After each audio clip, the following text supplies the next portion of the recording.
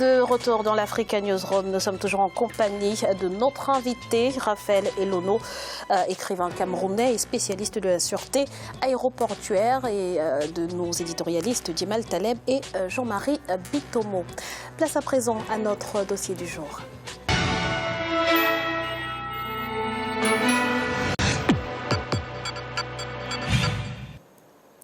La situation financière de la compagnie aérienne nationale du Cameroun, Camerco, est critique.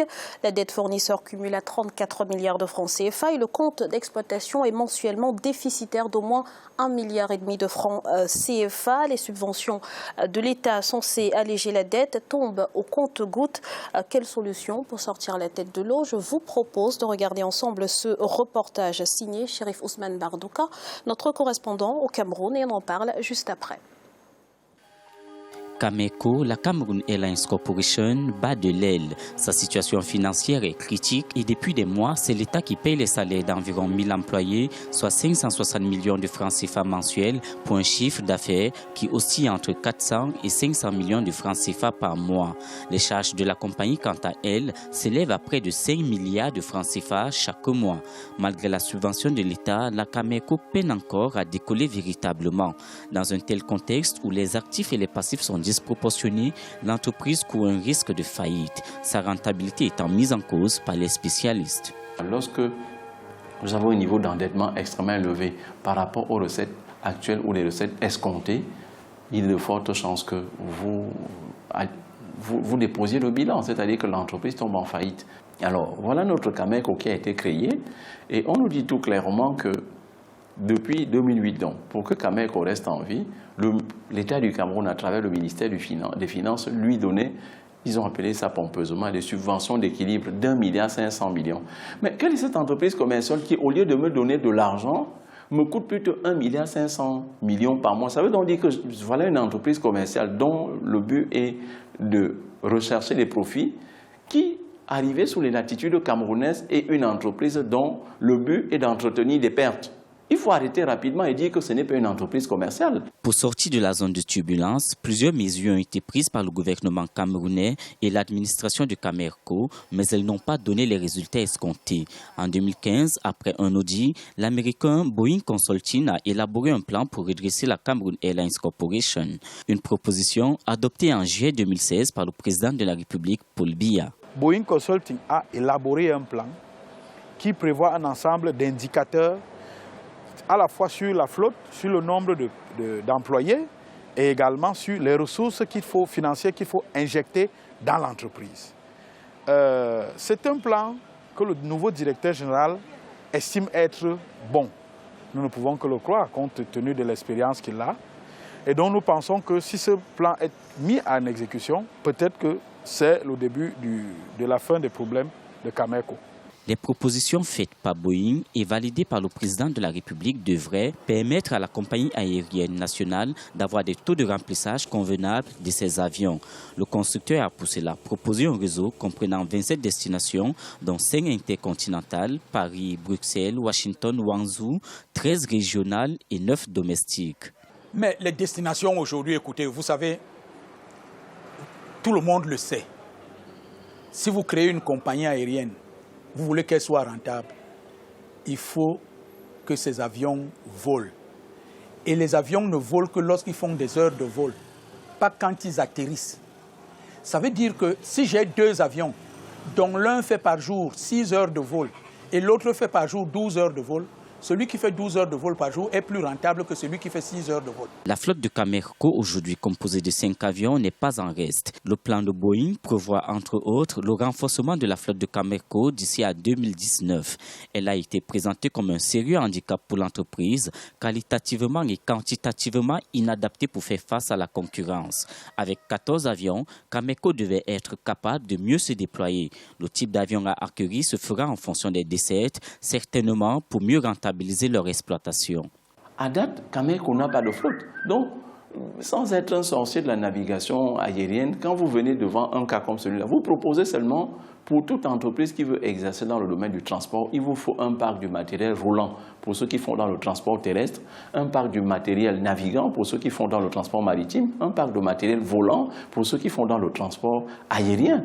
Cameco, s'il veut porter, si elle veut porter en tant qu'entreprise de navigation aérienne ce titre-là, de compagnie de navigation aérienne, il nous faut forcément un parc de matériel volant. Ce n'était pas le cas. Au-delà de ce plan de relance, les observateurs et les spécialistes estiment qu'il faut repenser la Cameco, mieux l'adapter aux normes internationales, c'est-à-dire une compagnie à taille réduite, moderne, qui fait la part belle aux nouvelles technologies de l'information et de la communication. Une Cameco rentable, plus attractive, avec de nouveaux services, une entreprise qui met ses clients au centre de ses préoccupations. Quand vous entrez dans un avion, quand vous êtes un passager, vous voulez qu'il y ait de la ponctualité, vous voulez qu'il y ait un accueil digne de ce nom, vous voulez qu'il y ait un service digne de qualité, vous voulez que les prix pratiqués par la compagnie soient abordables, vous voulez la disponibilité des informations au sujet et des heures de départ et des itinéraires d'une compagnie.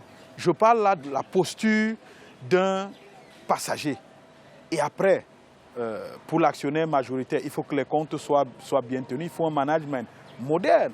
C'est avoir des avions modernes, des avions que les clients veulent.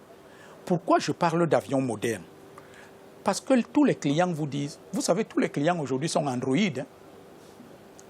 Personne ne peut entrer dans un avion aujourd'hui où il va passer toute la nuit et où il ne peut même pas charger son téléphone portable. La Cameco vient de voir arriver son 5e directeur général 5 ans après le lancement de ses activités en 2011. Sa feuille de mission à la tête du transporteur national est a priori simple, redresser Cameco. Mais cette tâche s'annonce compliquée. En tant que directeur général, Ernest Dikoum devra notamment piloter un vaste plan de restructuration concocté par l'américain Boeing Consulting en fin 2015 et approuvé en juillet 2016 par le gouvernement camerounais. En plus, l'équipe dirigeante de Cameco devrait également proposer une stratégie de développement de la compagnie à long terme. Elle ambitionne pour cela donner un nouvel éclat à l'étoile du Cameroun.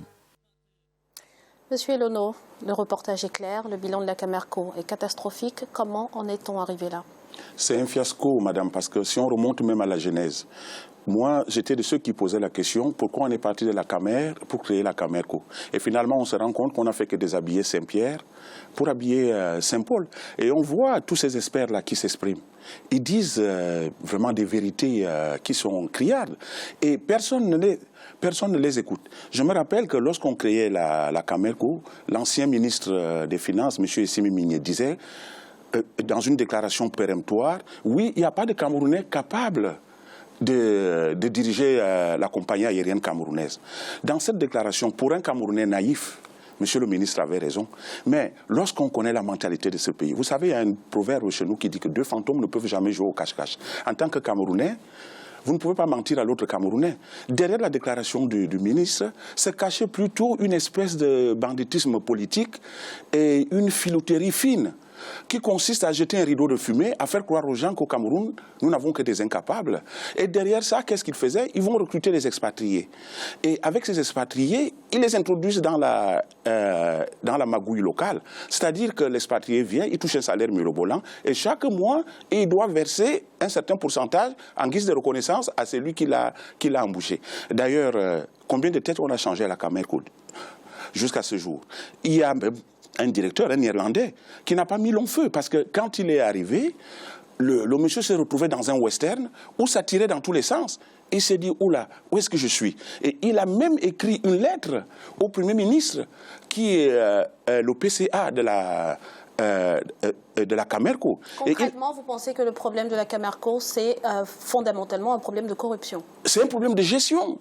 Nous avons une gestion calamiteuse. Ce directeur-là a évoqué 3 faits majeurs. D'un, il a parlé de la magouille et des agents au sol. De 2, il a parlé des défaillances techniques qui empêchent toute programmation des vols. Et troisièmement, il avait parlé des soucis financiers qui mettent la Cameco dans une situation difficile face à ses créanciers. Si vous vous souvenez bien, madame, c'était le 7 juin 2014. Non, 2015. La Cameco avait été scellée à l'aéroport Charles de Gaulle. Quelle honte! Vous savez que je parle sous le contrôle d'un juriste. Pour qu'un huissier arrive chez vous, il y a des lettres de relance, il y a des sommations, il y a des mises en demeure. Mais quelqu'un était bien là pour gérer tout ça.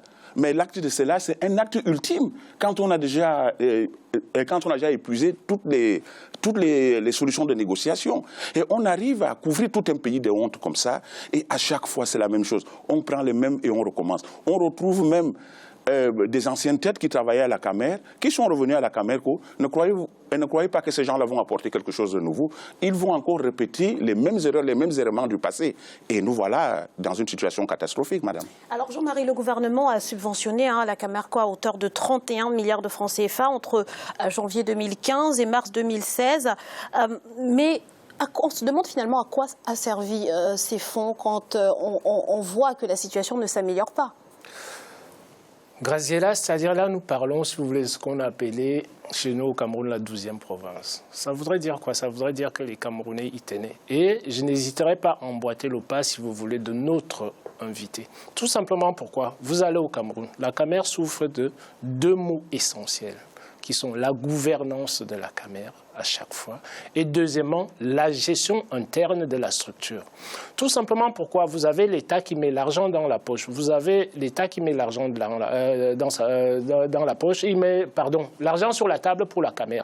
Mais on ne voit pas des progrès. Nous avons suivi tout à l'heure le reportage. Le reportage, vous avez un des intervenants qui nous disait l'État donne de l'argent. Mais il faut savoir maintenant à quoi ça sert cet argent-là. Cet argent-là va où? Ça voudrait dire que quelque part, cet argent-là, c'est-à-dire sa finalité, là, c'est-à-dire l'objectif pour lequel cet argent-là est affecté à la Camer n'est pas atteint, tout simplement. Pourquoi? Moi, j'ai vécu, ce sont les émissions des Camerounais. J'ai suivi à STV, comment dirais-je, il y a cela 2 semaines, un débat justement sur la Camer, où vous avez un ancien, comment dirais-je, syndicaliste de la Camer qui pose des questions essentielles de la Camer. Il a vécu les choses de l'intérieur en tant que syndicaliste.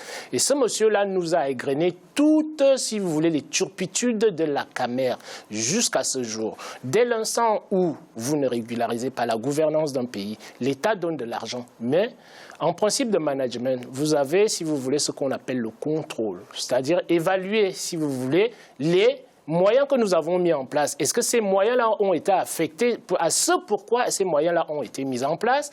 Personne ne le fait. Donc, ce qui fait que vous allez vous retrouver avec l'argent du Cameroun. Aujourd'hui, l'État, la Camer, si vous voulez, a une dette, si vous voulez, chaque mois pour que la Camer puisse tourner, on a besoin de 5 milliards de francs CFA. Et la Camer, si vous voulez, ne tourne en termes de recettes qu'à hauteur de 400-500 millions, on l'a dit ici, là. Donc, dès cet instant-là, où est-ce que vous voulez que nous allons si on ne fait pas une révision du management et des objectifs qui sont fixés à la compagnie? Ces objectifs-là doivent être atteints. Si les objectifs ne sont pas atteints, qu'est-ce qu'on fait? On débarque l'équipe. L'État ne peut pas être là tout le temps. Il va jouer son rôle, comment dirais-je, de donneur d'ordre général. Ce donneur d'ordre général-là ne va pas être tout le temps sur le terrain. Ce sont nous-mêmes, les Camerounais, comment dirais-je, qui sommes en train de fossoyer la Camer en tant que telle, parce que quand vous vous retrouvez avec des gens qui ont un conflit d'intérêt, c'est important ce que je veux vous dire.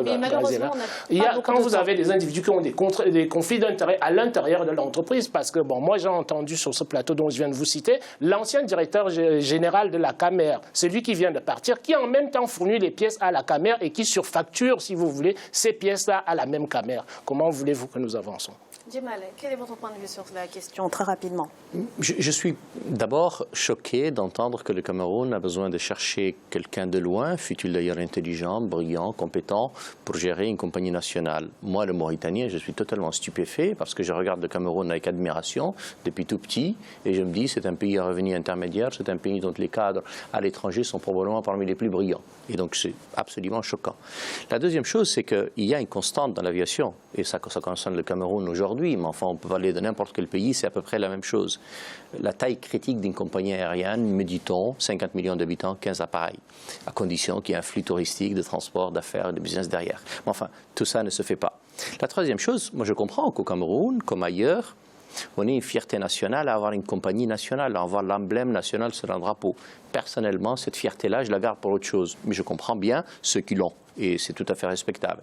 Au Cameroun, on est capable de l'avoir. Mais enfin, voyez-vous, la fierté, on est aussi capable de l'avoir sur un drapeau de la CEMAC, sur un drapeau des pays limitrophes. D'où la nécessité de comprendre une chose, c'est que nous avons certes besoin, parce que nos pays sont grands, enclavés, qu'on a besoin d'une compagnie aérienne, il faut la faire. Ceux comme le Cameroun qui ont fait le choix d'un service public de l'aviation aéronautique et donc de le payer, parce qu'il faut le payer, Ajoutez au fait que ça n'est pas bien géré, que le personnel est pléthorique, que les billetteries ne sont pas toujours bien payées. Ça, c'est un problème de gestion banale qu'on peut régler.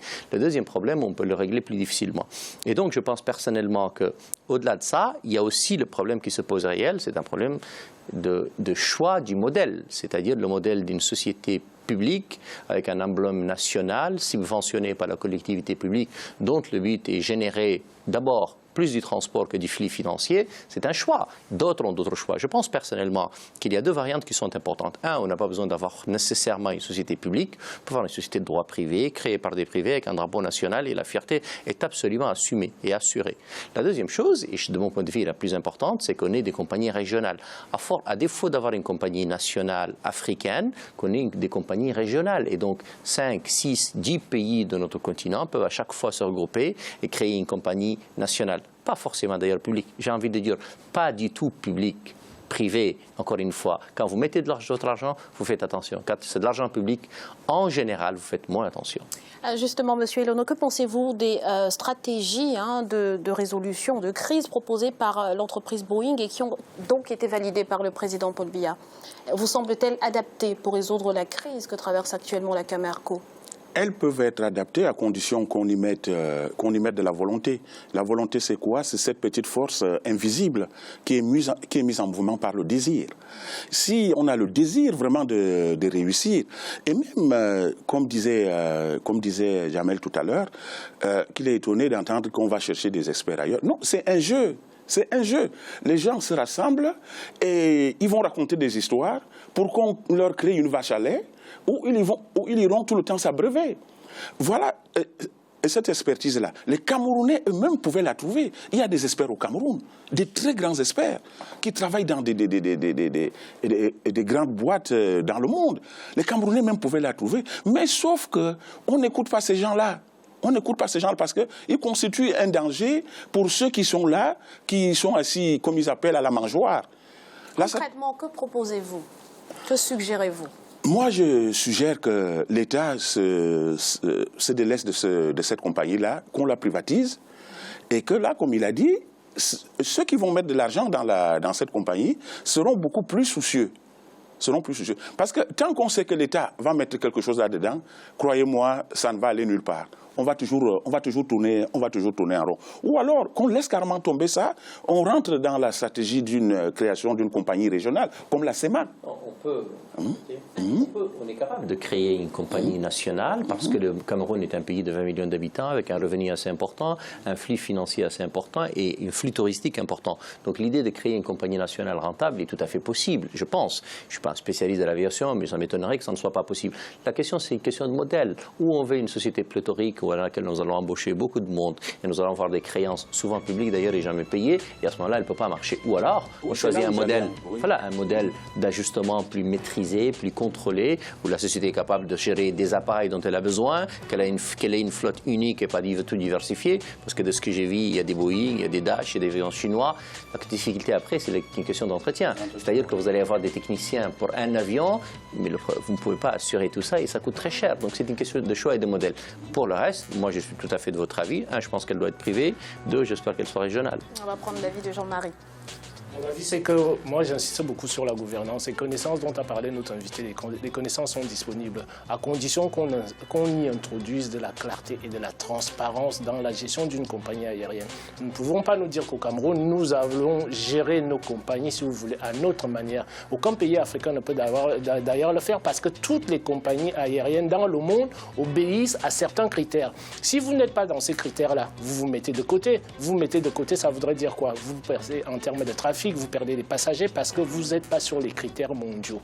Donc à partir de là, il faut un peu plus de transparence dans la gestion de la caméra. Il faudrait qu'on prenne les compétences que nous avons sur place qui vont nous coûter largement moins cher au lieu de regarder tout le temps ce qui se passe à l'extérieur. Tout simplement pourquoi? Parce que, comme l'a dit notre invité, le Cameroun a suffisamment des compétences et il sait de quoi est-ce qu'il parle puisque c'est un spécialiste de l'aéronautique par rapport à nous tous qui sommes assis là. Donc essayons, comment dirais-je, de prendre le bon système, mettons en place le bon modèle économique. Quel est le modèle économique dont parlait Jamal là tout à l'heure? Quel est le modèle économique que le Cameroun veut mettre en place par rapport à cette compagnie aérienne là qui aujourd'hui, c'est-à-dire bat de l'aile depuis pratiquement sa création? Donc à partir de là, vous avez des fonds qui sont mis à disposition. Il faut qu'on sache où vont ces fonds-là, tout simplement. Merci Jean-Marie pour toutes ces précisions. Voici un rappel des titres qui ont été développés en début d'émission. Au Gabon, le nouveau Premier ministre Franck-Emmanuel Izozé-Gondé a rendu public son gouvernement ce dimanche. Celui-ci est composé de 40 membres. Et puis, pas d'élection avant novembre 2018 en République démocratique du Congo. Selon une estimation de la CENI, l'organisation des scrutins nécessite un délai de 504 jours à compter du 31 juillet 2017. Nous allons à présent marquer une nouvelle pause. Ne bougez pas, on se retrouve dans quelques instants pour la suite de l'Africa News Room. À tout de suite.